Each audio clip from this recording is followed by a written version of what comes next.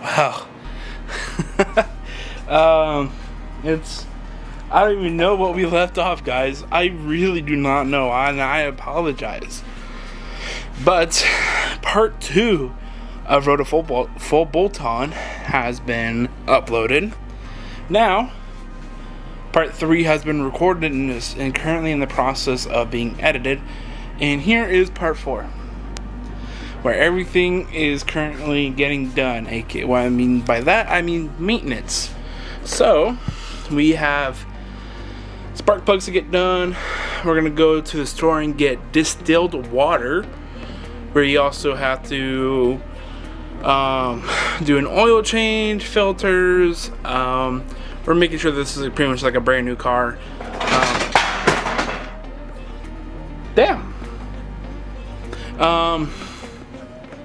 Yeah, so we're gonna do all that right now. I actually already got the battery out. Now, I will say this right now. We have the base map for my tune. We have it. So I know I was gonna go with the guy who tuned Dylan's car, but the guy that actually tuned Stan's car, I'm not sure if I really have a video with. No, I think there's a clips with me and Stan. I know, dude. This thing is fucking putting in work. Stan I went racing with. Sadly, he crashed his car. So there's really no more videos with Stan because there's just been no content with him. Yeah, it's a really deep subject. Weird sound. But yeah, so he lost his car. But anyways, his tuner was able to make him 450 wheel horsepower with his car. Reliable. And when I say reliable, I mean Stan beat the living shit on this car, and it was his daily. It was reliable, 450. And if you know, FA motors don't love going above 350. So as you can tell, yeah, yeah, this guy knows what he's doing. So I'm gonna go with him. Let alone Stan's been getting little me pointers and tips, because one of my problems, and I really I understand what Stan is saying, but I don't want to accept it. I have an ethanol gauge. Keep that in mind. An ethanol gauge does not communicate to the ECM or ECU, however you want to label it. It doesn't tell the car how much ethanol is in the car or in the gas, or however you want to say it. And my main problem is that I really want to use the ethanol gauge, and I also want to have it communicate so I can actually have a dedicated flex fuel, not just 2 maps, because otherwise the car doesn't know if it's on ethanol or not. That's my big problem. Now, it's not the end of the world. It is really such a first world problem with that, but it's just something that I would like to add on later. We also have to add on the fact that I have a stock turbo. It needs to get sent down to SoCal, but those will be later times. So as of right now, we are just getting tuned the way it is, the way I'm gonna like it. But face it, I just had Abel from Abel Fab Parts come over. We are making a top mount oil cooler for the car. As I've already said that so many times, because I'm so impressed with the work and how it's gonna look. I'm so ready for it. We made it. He made the brackets out of cardboard. I won't see him until next Thursday. Hoping I can drive the car over, so he can do the final touches. And I'm also gonna have him cut the one-of-a-kind password JDM radiator shroud. Sorry Ron, I'm cutting it.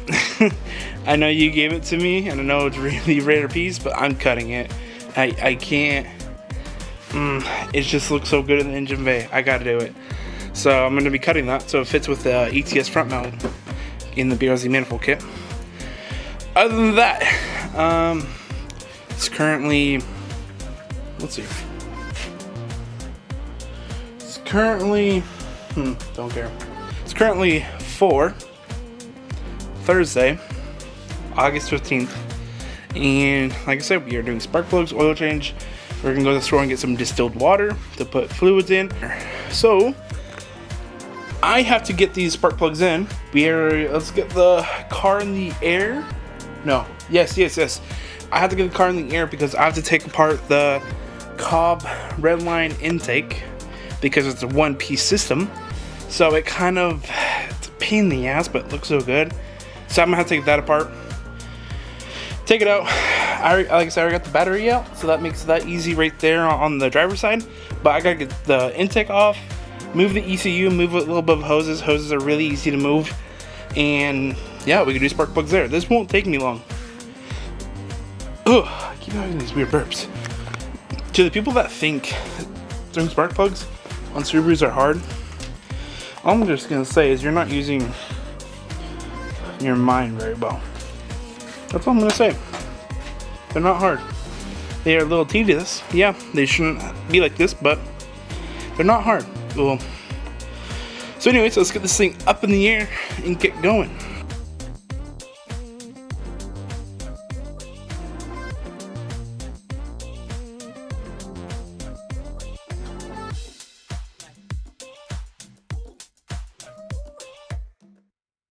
So, we already got everything already done. Spark plugs have been changed. They were very easy. Like I said, this side, I know this is the more challenging side.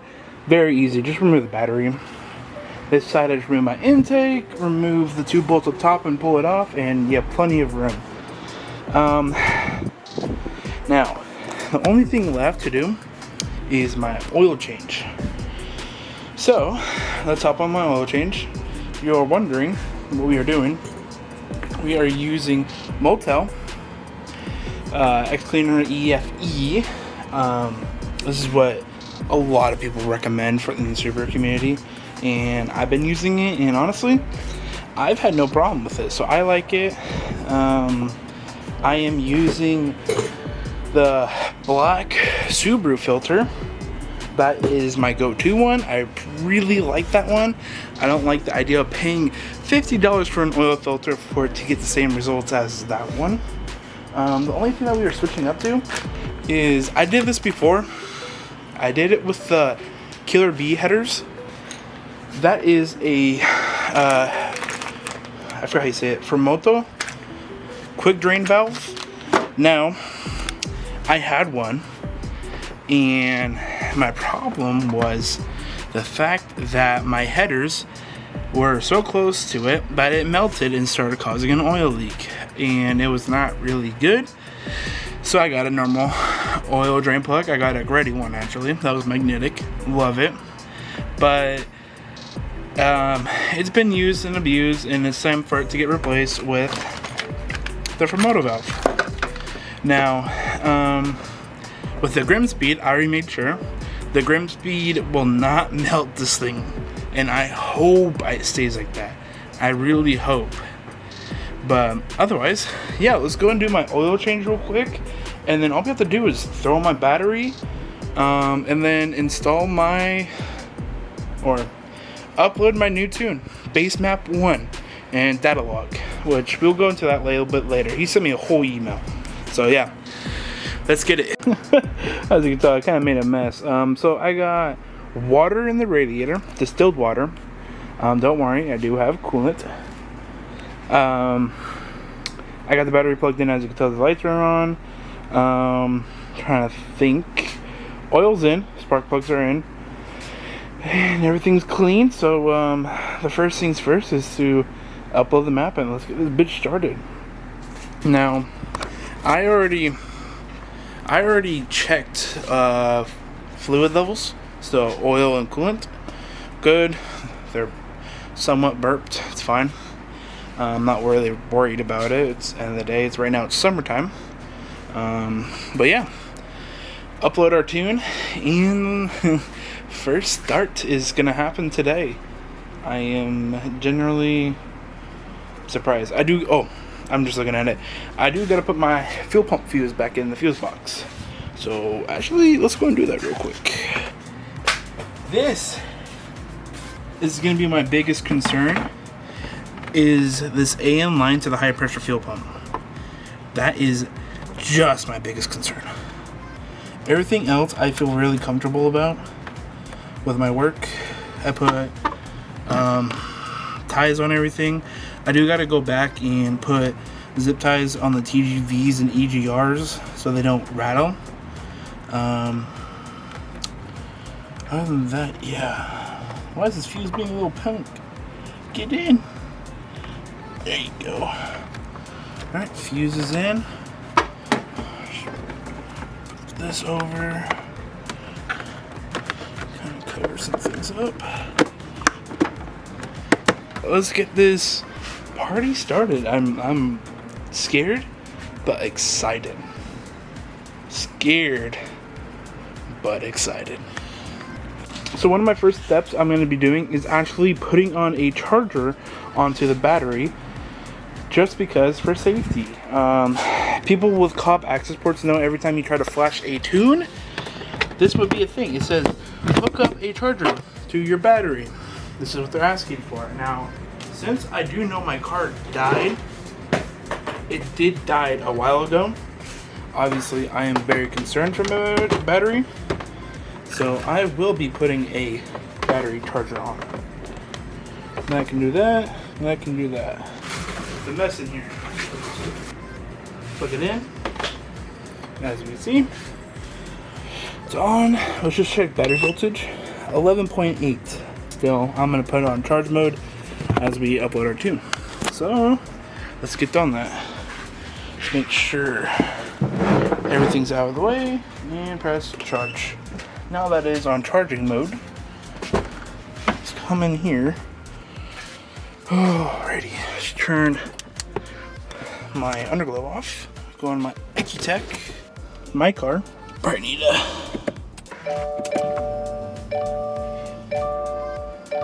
fuel pump. I just turned on. Let me make sure there's no leak. That'll be, like I said, the last thing I want. Oh, please. Same time, there's also like no fuel in this car. Okay, now we do have to read some of his instructions. So let's get on that. Map mode. Please ensure you. Okay. Like I said, this is where everything starts to get really scary. I'll make sure my lights are off. Oh, no unpair, turn off all auxiliary. So, it's been a minute since I've been here. Turn off my, turn those guys on low. There we go. With everything unplugged, emergency brake enabled, Bluetooth module installed, connect, open the Ecutech app, my car program ECU. From there, select your base map, last name CS2 fuel. So we're gonna click on program ECU engine and then base map.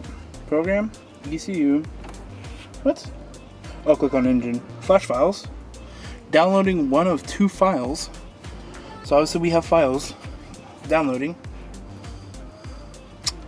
It's gonna take a minute probably. I'll come back to y'all. Alright, there we go. And you ready? Ignition is on, engine is not running, handbrake engaged, doors are all closed, interior lights and headlights are off, fans are off, car battery is not low. I'm gonna get in the car. Turn this off. Program. In order to minimum the risk of failures, we're required to perform a communication test. For programming an ECU, start test. This will take a few minutes.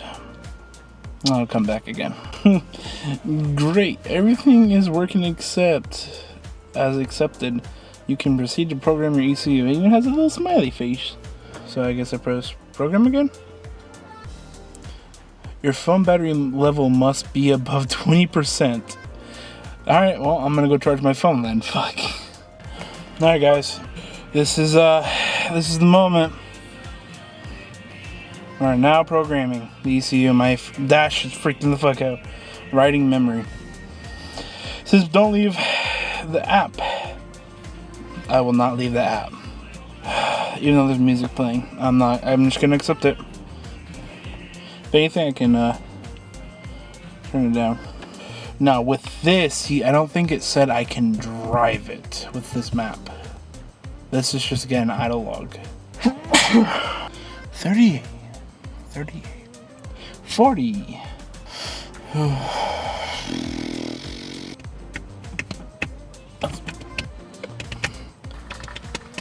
We're at 66% with my neighbors arriving.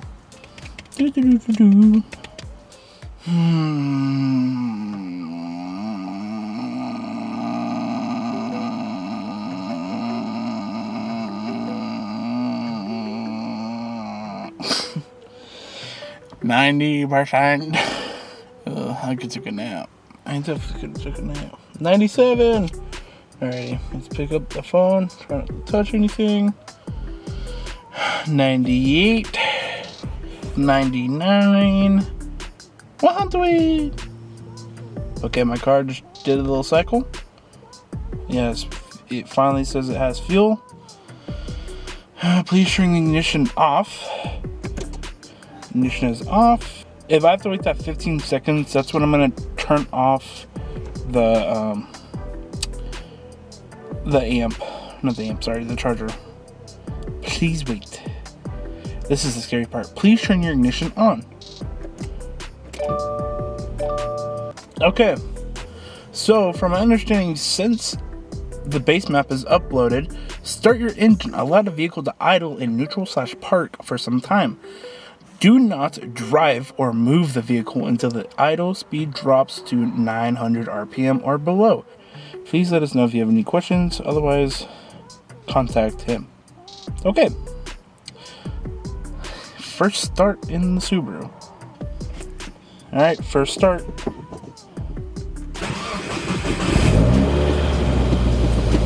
Holy shit. Make sure nothing's leaking.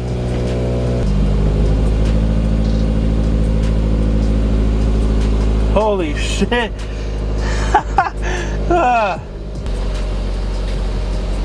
Oh my god. So we still got a little while to go.